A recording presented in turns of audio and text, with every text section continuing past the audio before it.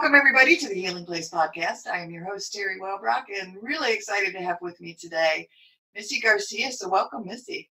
Hi, thank you so much for having me. I'm really looking forward to this conversation, seeing Awesome. where it takes us, and diving right in.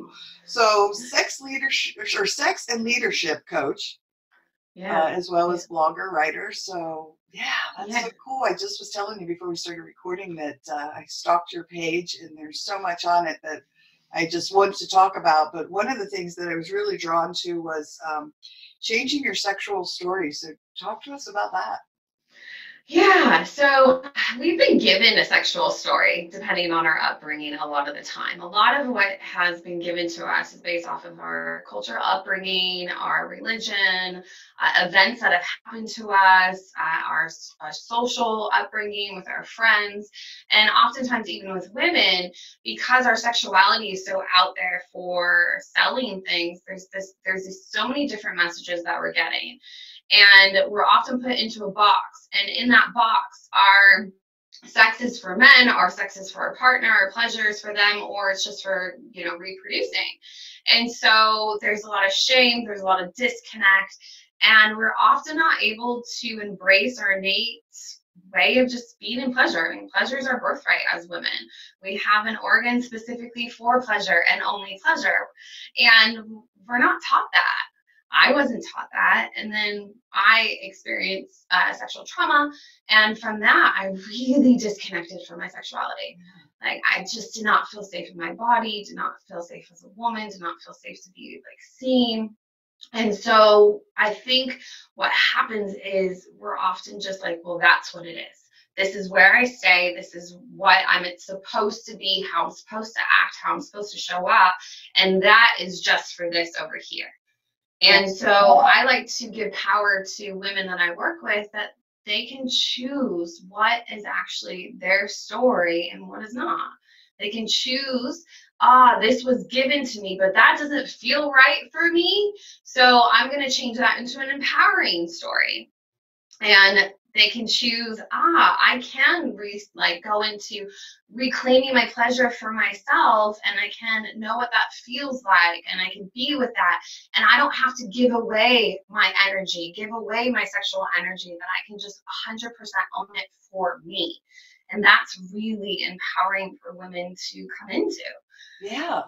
I immediately connect with your words about the empowerment part of it because, well, one, from a trauma survivor point of, there's just something just beautiful and so very powerful about, owning this part of us that was violated, this part of us that was taken from us or controlled by someone else. Just incredibly empowering. Yeah, and even from a trauma survivor perspective as well, pleasure is very soothing for our nervous systems. So that's something that I teach women all the time, that even if they're in a situation where they feel a bit overwhelmed, or they're fighting with their spouse, or they're just, having, a body response, that they can turn to just pleasure, like by rubbing their arms, rubbing their fingers through their hair. I'm constantly rubbing my legs, and it helps bring me back into my body and ground into pleasure, which feels good. Yeah. So it's not just sexual pleasure. It's simple pleasure that you can do any time of the day when you need to kind of resource back into your body and to feel good again. Yeah, I thought of sensual pleasure, just that tickling of the arms, and just, it is very soothing and grounding and bringing you back right into the now, right here and now. Yeah, absolutely. Yeah. And, if we go into your sexual energy, your sexual pleasure is the most potent life force energy that you have within your body. So I've learned to be able to use that for my healing, for me to move through stuck energies that have been locked down, like in my throat. My throat is the place where I feel a lot of shutdown from repression of my voice, from not being able to speak about what happened to me, from not feeling, safe enough to express. And so I feel a lot of stuck energy. And I actually was diagnosed with Hashimoto's too, about 9 years ago. So, you know, stuck energy lodged into your body can absolutely manifest into physical things. And so I'm constantly using my energy from my sexuality to help to move through block energy within my throat chakra. And so you can learn to use it as like a healing modality, which I didn't know until I started to go into this domain, and it became so empowering for me to basically heal myself with my own body. Yeah, I mean, you are totally intriguing me here, and I'm fascinated by it because I love learning new healing modalities and ways that we can just tap into that. And the whole energy concept is very appealing to me because I truly think that more and more of us are learning to tap into one another's energies. And I think I had read something that you wrote or something maybe on your website about being able to then honor whether you want to allow that energy to connect with another person, or if you don't feel safe with that person, you can then be like, no, that's mine. I'm going to hold on to it, and you don't get it. 100%. I mean, because we've been so trained as women in the sexual domain to give away our energy, give away our pleasure, that it is for your partner. It is not for you. When you reclaim that domain for yourself, and of course, I've had a lot of conversations with my partner. I've been married for 10 years this year. So he's been on the journey with me, and he reclaimed his own energy. So I wasn't responsible for his pleasure. I wasn't responsible for his, or orgasms, anything. He reclaimed that for him, and I chose to reclaim it for me. Then we're two sovereign beings in our sexuality that choose to come together to share a sacred moment. It's no longer like a taking or a giving situation. It is a like integration situation. Yeah. It becomes beautiful. And I didn't know sex could be like that, to be honest. I had no clue. That wasn't modeled to me. That wasn't taught to me. And that's probably the majority of people that are listening to that are like, it's not known in our society for it to be like that. No, right. Well, it's certainly not what's sold to us. So, yeah. No. Yeah. Wow. So it's very powerful. It really is. I think being your own sexual sovereign being is so powerful. And I have a daughter, she's 8, so we're not quite there yet, but that is absolutely, like, even now, we don't have any shame around her body, or, if she, touches herself or anything like that, there's just no shame. It's like, okay, cool, Right. Feels good, doesn't it? Like, yeah, I get it. And so when it comes to that point, when she's older and really starting to feel with the hormones and everything, it will be us 100% trying to get her to be her own sovereign sexual self. So she's not trying to go see what it is with other people when that doesn't feel really like honoring for her. Right. Right. So it's just, again, I think it comes back to the same thing of you have to know your body in all aspects, and it's just an honoring of a part of you. Yes. Yeah.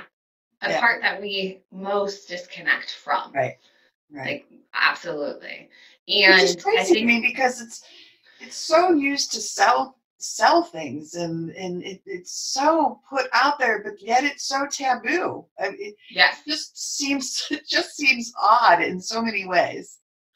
Yeah. Well, I think it's also because of the sisterhood culture. I think there's a lot of dynamics to that.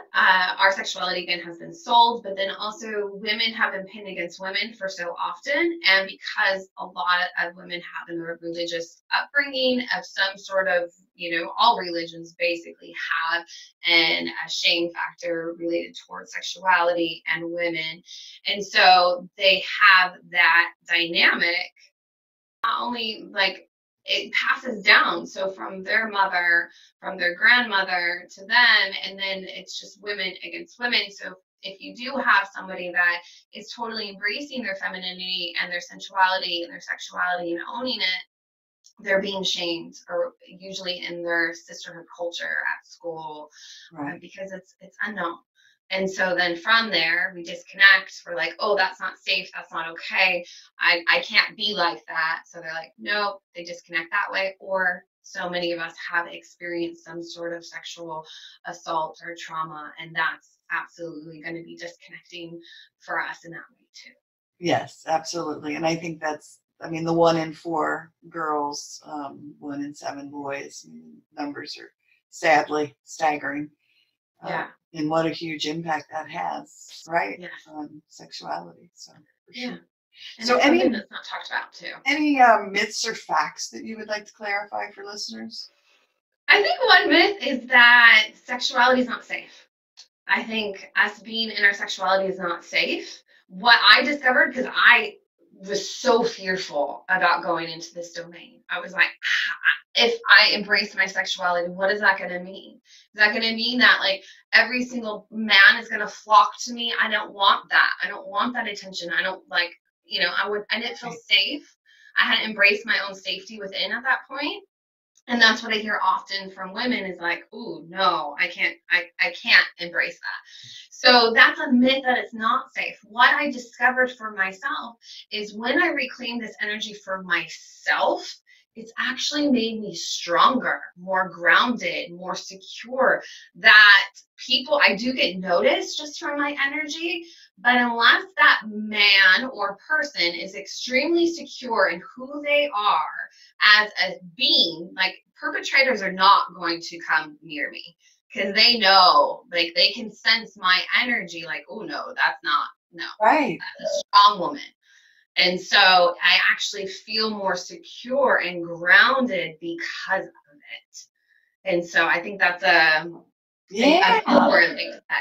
I never really put that together until you just said it, because I've talked a lot about in talking with speeches on the podcast, and I say that the whole predator thing is that I believe they're just drawn to vulnerability. They're drawn to that energy. I used to say when I was a teenager and in my 20s, did I have a tattoo on my head? Like, why did this keep happening to me over and over and over again? But it was just the energy that I was giving off. And then as I became more empowered and along the healing journey, I don't have that same fear anymore. Right. Yeah, me too. I mean, I have been stalked, followed home from work, and multiple times. Like, it wasn't just a one occasion, multiple times. And I'm like, what the heck? On top of, being sexually assaulted. Right. And so it was like, why is this? I was extremely vulnerable. I was a traumatized little girl from all the things that I experienced. And so my energy was very vulnerable, very low vibrational energy. Even though I tried to portray that I was this tough, badass woman, right? Like people could obviously like see through that. And so now it's like, oh yeah, and I can turn on my energy for like a magnetism sort of way. Like I don't use it to manipulate. I'm very conscious of that because obviously right. Women know how to manipulate and can do that. I don't use it to manipulate, but I can turn it on in areas that I'm like, yeah, I just want to like radiate in who I am as a being. And then there's times where I'm like, nah, I'm good. Like I'm just going to put on my hoodie and just right. Be totally in myself today. And I don't need to radiate anything. And that's fine too. That's so cool. I love it. So it is like it's your power. It's your power that you have full control over. Yeah. And yeah, so I think that's an important myth. Yes. Wonderful. Well, thank you. And one thing I want to say is I just want to honor your story and your history and say, I'm just, what's the word I'm looking for? It so popped out of my head. I don't want to say proud. That sounds like a mom, but just, I just think it's so incredible what you've done to take your story, your own personal story of trauma, and turn it into triumph and to turn it into empowerment, not only for yourself, but to help others and to help other women along this journey. So kudos to you. That was the word I was looking for. Kudos. Thank you. Yeah, it definitely wasn't something that I was thinking of. I was on my own healing journey for myself. And then it was I came to this point within myself that I was like, I have to be able to share this with other women, that it is really needed. My voice is needed. My gifts are needed. Yeah. I had the ability to do that. And so I completely changed directions with my career and came into this path, just honoring the door opening for me and me choosing to walk through it, not knowing what was on the other side. Yeah, which is scary, but exciting at the same time. So absolutely. Yeah. Cool. Yeah. Do you want to share any of your personal story at all? Yeah. So I didn't realize I can look back now because I know so much about trauma. I'm a trauma-informed coach. And so I can look back now and see my little girl and be like, how did people not know how traumatized she was? I was in therapy at I think starting at age 10 or 11. I was in a lockdown mental health facility at age 12 for suicide ideations. I was on antidepressants, insomnia medication around the same time. And no therapist that I worked with actually addressed trauma. And then at 16, I was raped by my boyfriend as I was trying to break up with him. That was his last power struggle with me. He was very mentally manipulative, really broke me down. So I had to kind of build myself back up. And surprisingly, I graduated from high school. I went on and became a registered nurse, the only child in my family to graduate from college. And from there, I realized how much I love holistic medicine.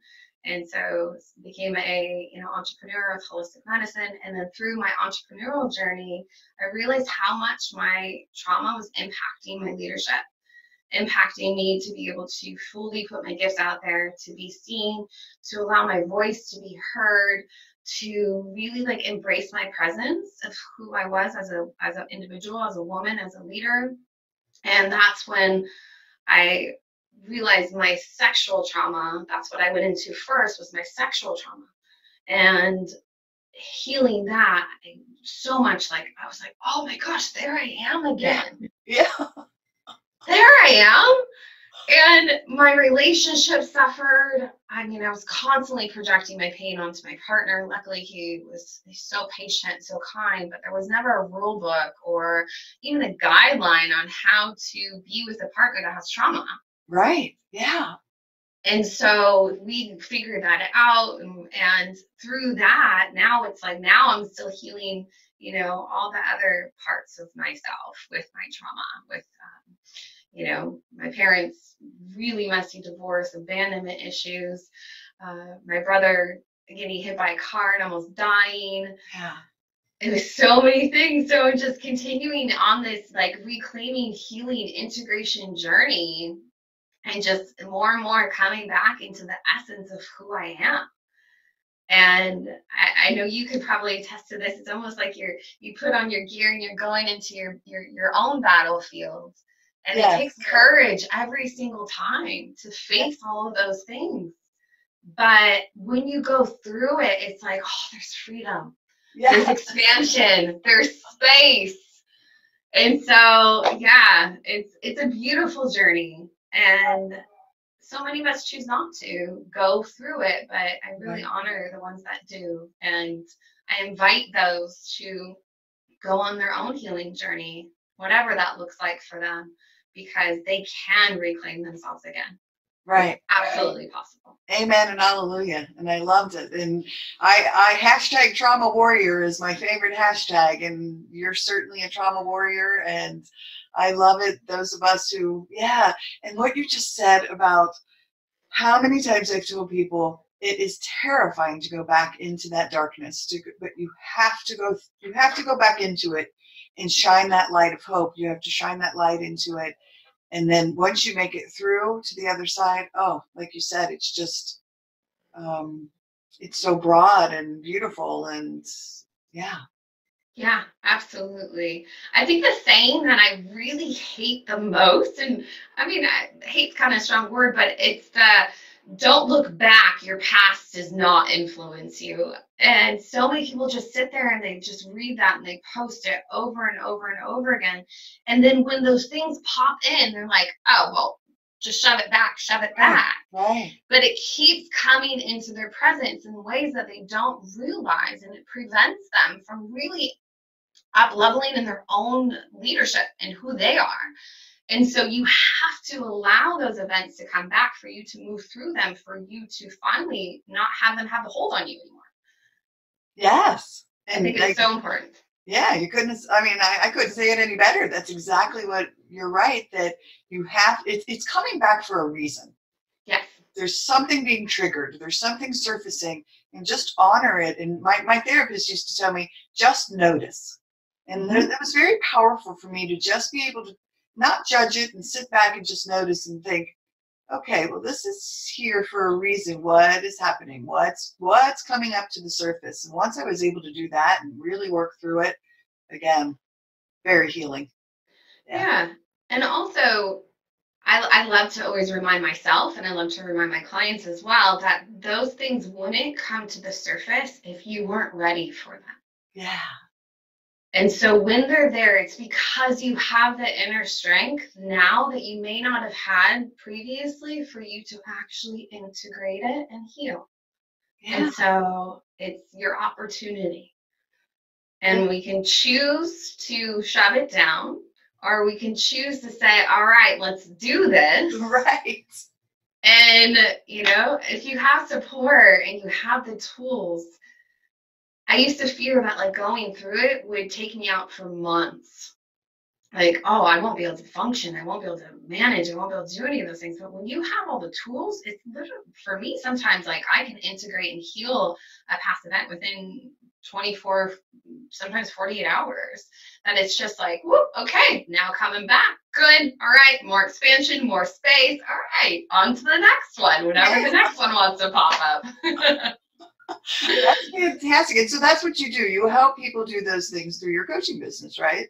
I do. Yeah. So I help them, and everything that I do is body based. So, you know, feeling into the sensation, where is it showing up, and how can we bring love, support, acceptance, nourishment, and integrate that part that's showing up that needs it. And so it's all in the body. And using, you know, pleasures as part of it. And again, just, you know, bringing pleasure here, or using, you know, reclaiming their sexuality in a more, you know, deeper way. But yeah, it's absolutely just being connected into the body, into the sensations. The beautiful thing for me is I've been able to heal things that I didn't even have to go back into the story for. It was just what was showing up in my body. Okay, I feel this constriction. I feel heaviness. There's a weight there. Oh, this part of me is sad. Okay, well, how can I, you know, bring love and compassion and acceptance to it? And through that, it's like, oh, okay, it can be lifted and it can be integrated. Yeah, so it's profound. Yeah, that's very profound. And I love the idea of, I did EMDR therapy for 4 years, but that was very intensive and terrifying at times, because we really did keep coming back to the trauma, back to the trauma, I mean, all of the traumas over and over again. And I like the idea of not having to go the modalities that don't make you go back into the trauma, but just notice, like you said, of what's surfacing. And working through whatever that is that's surfacing without having to figure out why or where it's coming from. So yeah. I mean, I honestly don't remember much before age 11, and even from 11 to my early 20s, it's very blurry. I kind of even go back to, have you seen the Hunger Games series? Yeah. The third movie, when Peter was like, is this real or is this fake? Right. Like, I often feel like that in my own brain. And is this real or is this fake? And I just have to honor that it's coming there for a reason, that it must be real. And what does it feel like? What's going on in my body? And I just move with it, because it's so blurry from everything that I shut out, little bits that come through, you know, obviously that was my protection mechanism. Yeah. And so I just honor it and just, okay, well, whether it's real or fake, it doesn't really matter. It's showing up. It doesn't matter. And that's really good point, because a lot of times our brains, and for those of us who went through trauma, our brains wire things and store things and remember things in ways that will help us cope. I know in one of my sessions, I talked about this the other day on the podcast, but it makes the point. I had my therapist said, you know, what's happening? And I said, I'm on a tricycle riding in the air over the bridge, over the Ohio River. Like I was floating in the air on a tricycle. Yeah. Well, obviously that was not real. But my brain was helping process whatever it was in that particular trauma and had stored it that way. And so we were able to work through things. But yeah, it doesn't matter whether it's, you know, true to the actual event or just the way it was stored. Exactly. It's how we deal with it and process it and heal it. So yeah, and you know, if we go back to, you know, hope for healing, like I think that's so hopeful for people that are like, oh, there's so much there. I don't know if I can go there. The beauty is you don't have to go there. You just can go here. And through being here, you can actually integrate and be wherever there is for you, where you're wanting to go. Yeah. Oh, that touched my heart. Thanks. That was beautifully put. Yes. So very true. So how do people get a hold of you? My website's a great place. So just MissyAGarcia.com. They can see, you know, everything there. They can follow my blogs there. They can sign up and they can get an active energy meditation. So connecting down into their sexual center just through breath and through focus, and then using that energy to move through all their energy centers. So it's just really a connective breath and connection meditation process.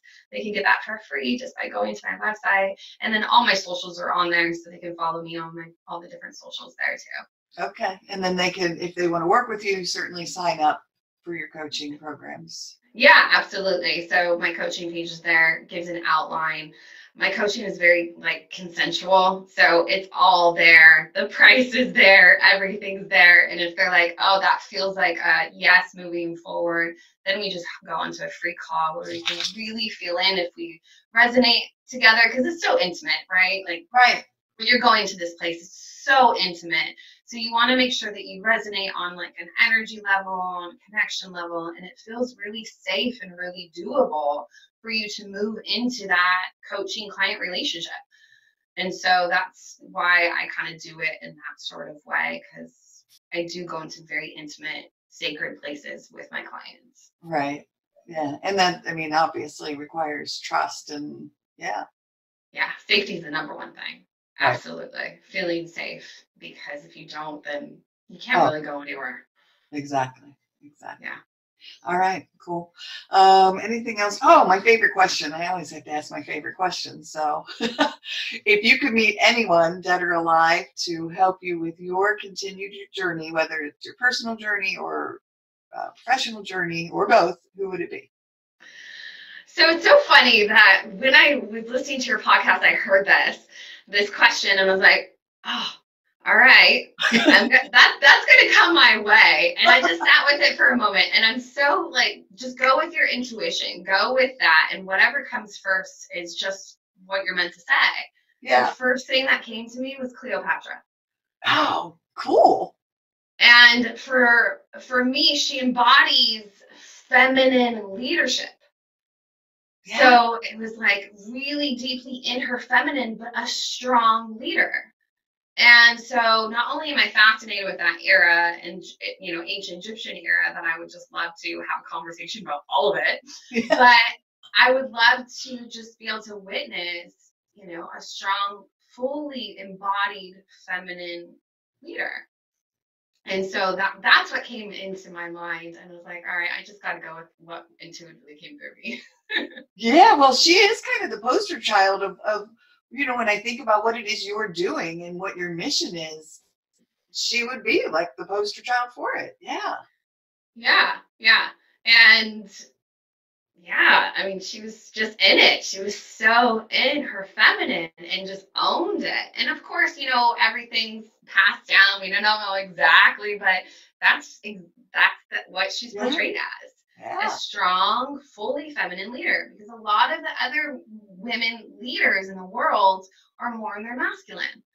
like, Joan of Arc, a lot of other, they're masculine energy, where when I look at Cleopatra, I'm like, well, she embraced her feminine energy, but also was able to, be strong and powerful at the same time. I love it. Great answer. My first Cleopatra, so there you go. That's awesome. So anything else that we haven't touched upon that you'd like to share with the audience? Oh, I think there's so much. I was really touched by a couple sessions ago. Was it Matthew that was talking about connecting paradigms and bringing? Oh, Matt Bennett, yeah, bringing just trauma-informed care into schools, and I was so touched by that, because I think my journey would have been different if that was there. Because I mean, I didn't go to school. I hated going to school. I was, kicked out for being truant. I was, there's so many things that, like, if the teachers were informed with that, then they would have maybe been able to help me in that sort of way, or be able to, like, hey, there's trauma here. And of course, this was a long time ago. It wasn't prevalent there. I get that. But I'm just so touched by that. And I think it's so important for all industries to kind of have trauma informed, especially coaching industry, yoga industry, any massage industry. I mean, all of those industries really need to bring trauma informed care, because it's so important when somebody's on your table in a healing modality. If you are in a session with somebody, like with yoga, I mean, that can obviously bring up things that you may not be aware of. Being able to see kids and their behavior, and not like just, oh, they're bad kids, shun them away. Like, oh, what is happening? What can I do to support them? Right. And so I think this conversation, even as a mother, is important for any other mother to be like, oh, my daughter's friend is acting out in this sort of way. What's happening? What's going on with that? And so I think that's a very important conversation, just trauma-informed care in all industries, especially. Yeah, I say I dream of a trauma-informed world. Yeah. Truly, where we can just all be trauma-informed as individuals and honor one another's stories. I had talked about it maybe, I don't know, 3 or 4 months ago on the podcast, but I had a car full of teenagers. I have a 13-year-old daughter, and so I had a car full of teenage girls in the car, and there was someone standing on a street corner. We were waiting at a red light, and obviously this gentleman had I'm going to guess some trauma history in his life, and was just acting. There was a lot of pacing, there was a lot of nervous smoking of his cigarette, there was a lot of just his mannerisms just gave off that energy of he was struggling with something. And the girls, made some comment. I don't know if they called him a weirdo. I don't know what. I forget what they said. Something happened. And I said, girls, I took it as a teaching opportunity. Yeah. And I said, we don't know his story. Maybe something horrific has happened to him in his life, and he's really having a really tough time dealing with it, or he's really struggling with how to do it. And it just, I wanted them to take pause to say, we don't know what's happened to him. We don't know what his story is, and just, send up a prayer for him, send that he finds his path to healing. And so, I think hopefully if we just, more of us could just, again, do that and honor each other's past. Absolutely. Yeah. I think it shows up a lot in the business world too. Oh, yeah. CEOs and just, women obviously rising in entrepreneurship right now, stay-at-home moms going into network marketing. There's so many layers of these, so if they have, coaches that are trauma-informed, they can help them to integrate for them to really rise and keep moving forward. And so, it's just a passion of mine to bring that perspective. So much so that I literally just wrote a letter to my dad and my stepmom, not to, like, we're close, but sometimes, like, letters are easier to have conversations with them. And so I wrote them a letter just to let them know, hey, they already knew about the sexual trauma. And I, informed them about that. And so they knew I've been on this deeper healing journey. But I said, through this deeper healing journey, I realized how traumatized I was. So all those times that I, was a bad kid, or, was mean, or had anger, all those sort of things. I was just this traumatized little girl that didn't know how to act, didn't know how to respond, didn't know how to be with any of the things that I was feeling. So I said, I'm writing you this just so you can gain a little bit of perspective and understand. So through that lens, it can maybe open their mind to see what was really occurring, so then they could possibly see it in other areas of their life too.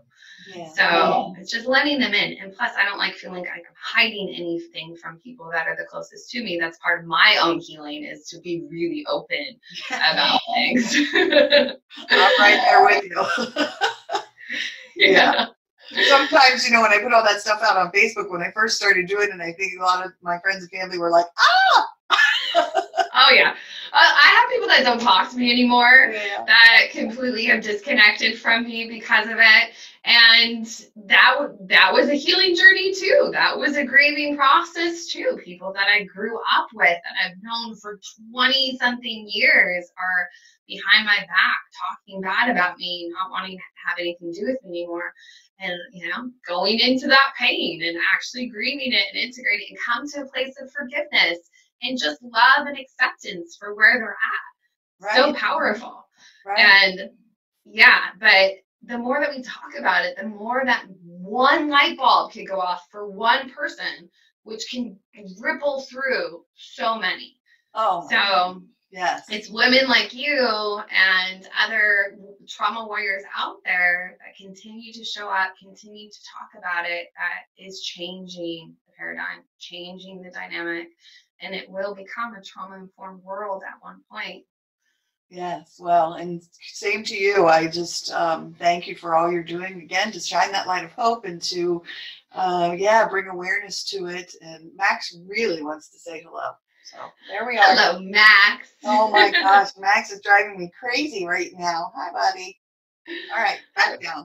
I'm trying to snuggle him and hold him, and I feel like I've been moving around doing a little dance, trying to love on the baby boy. So didn't even notice. Okay, good. I should have just kept him down here.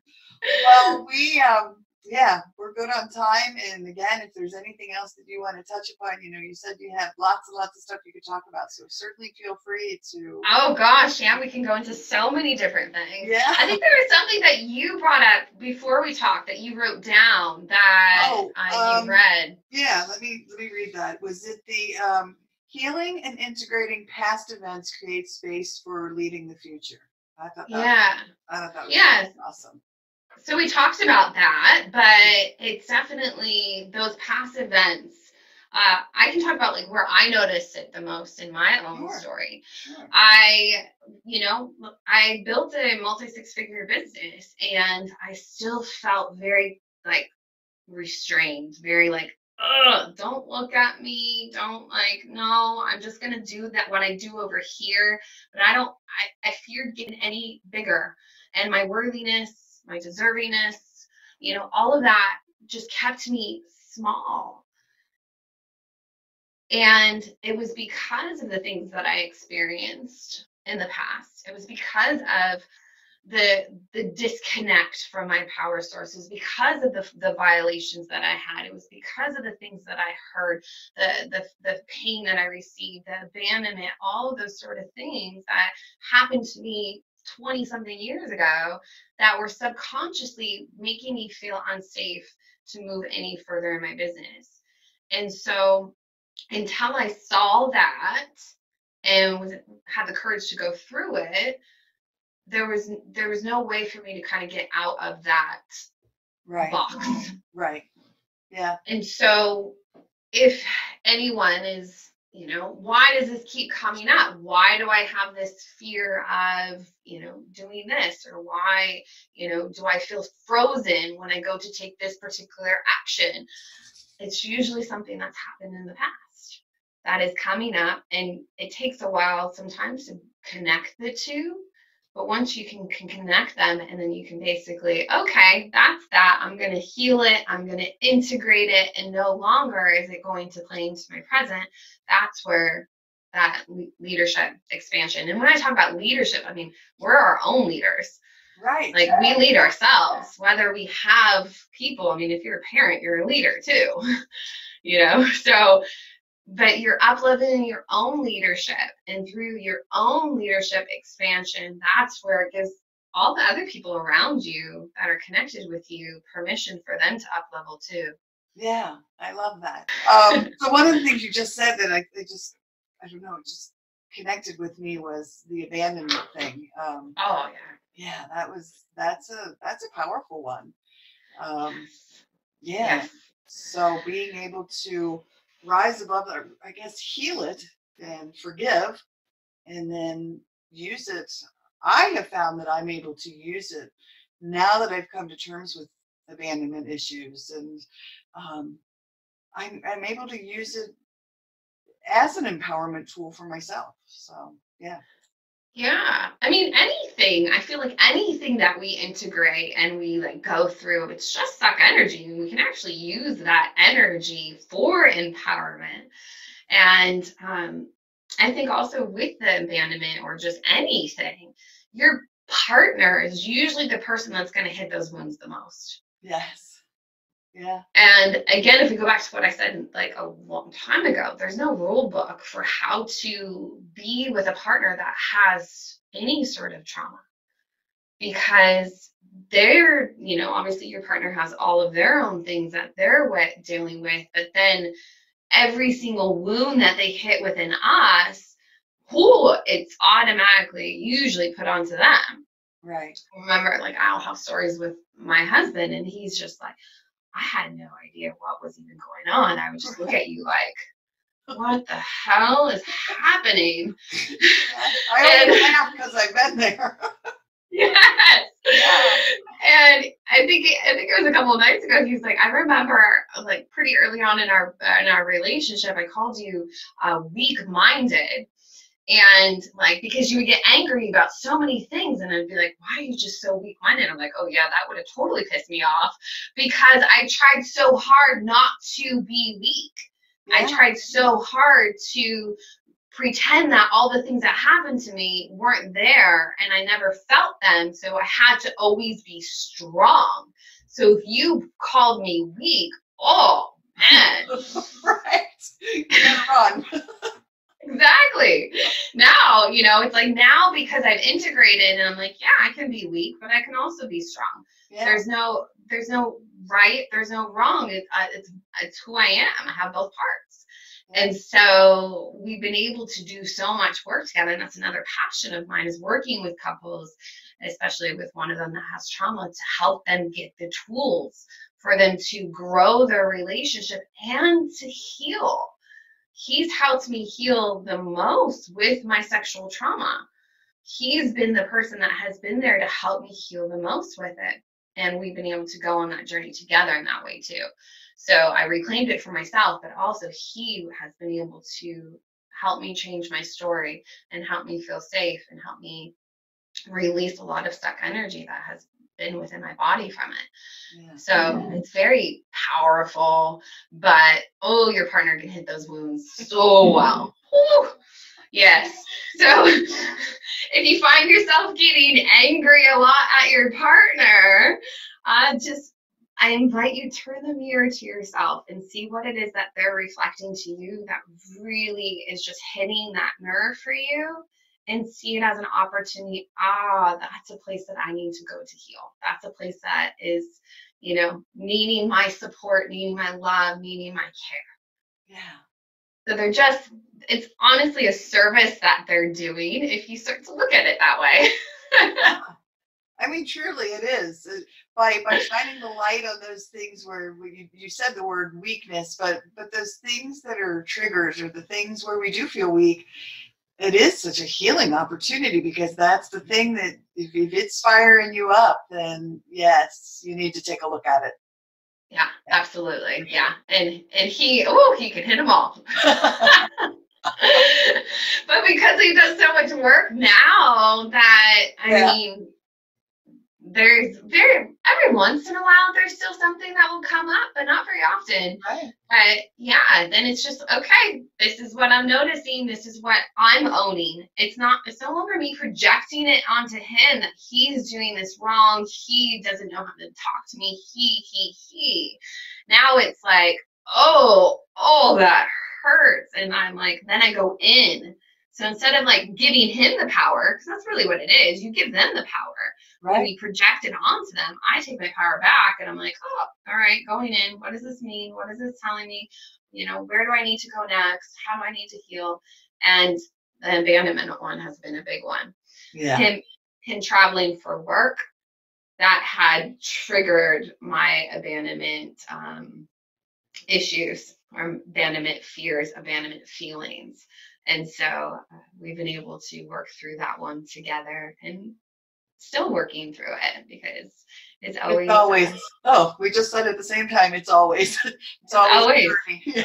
It's always, yeah. So it's bringing consciousness. Yeah. Like the last time that triggered it so much, he was gone for 6 days. He came back for 2, and then he was gone for 4. Now, neither one of us did our due diligence to make sure that my nervous system knew that he was only back for 2 days. I just knew that he was going to be gone, you know, a little bit later. Didn't know it was exactly. And so when I found out, my nervous system completely shut down. And that's what, whoop, all right, time to really heal it. Time to go in, time to really but now we know we have to do our due diligence, really make sure that that's so communicated that this is exactly what the schedule is, so I can prepare, so I can be with it. If something shocks me in that sort of way, it's harder for me to get out of it quicker. But if I'm like, oh, he's gonna be back for 2, great, okay, we're gonna really spend some time, make that really important, and then he's only gonna be gone for 4, and then he'll be back, then I'm prepared. Yeah. So it's really being conscious of it too. Right. So and 2 things that popped into my head were, one, I mean, again, kudos to you for being aware of what it is that triggers you, but 2, what a gift you can give to those you're coaching and to those whose hand you're holding along their healing journey, because you've lived it, you are living it, you're still working through it, and yeah, oh my gosh, I mean, you talk about an energy then connection that can happen with people because you're living it and you've lived it. So yeah, I think it's important in a coaching space that, I mean, you can only take people as far as you've gone. You can't really take them further than where you've gone, you know, because then that's like an unknown, and it's not safe for your own nervous system. And so it's powerful to, I'm a constant learner, and I'm always expanding that too, because not only for my own self, but then it also is in, service to the people that I work with too. Yeah. Well, wonderful. Well, I thank you for joining me here on the podcast. It's just been fun, enlightening, beautiful conversation. Thank you so much for having me. It was a really just beautiful, like you said, beautiful conversation. I mean, I felt like we were just women to women having a chat, and your energy is really grounded and really connected to, which has kept me really grounded and really connected. Awesome. And so I honor you for the work that you've done too, because for you to really be in your body after trauma, that's the journey back. Right? Is to really just be grounded into who you are, and you model that so beautifully. Oh, so thank you. So thanks. I appreciate it. Thank you very much. It was a long journey, but so worth it. So yeah. Totally hear you. All right. Well, everyone, thank you for joining us on the Healing Place podcast. And remember, until next time, be gentle with yourselves. Thanks. Bye-bye.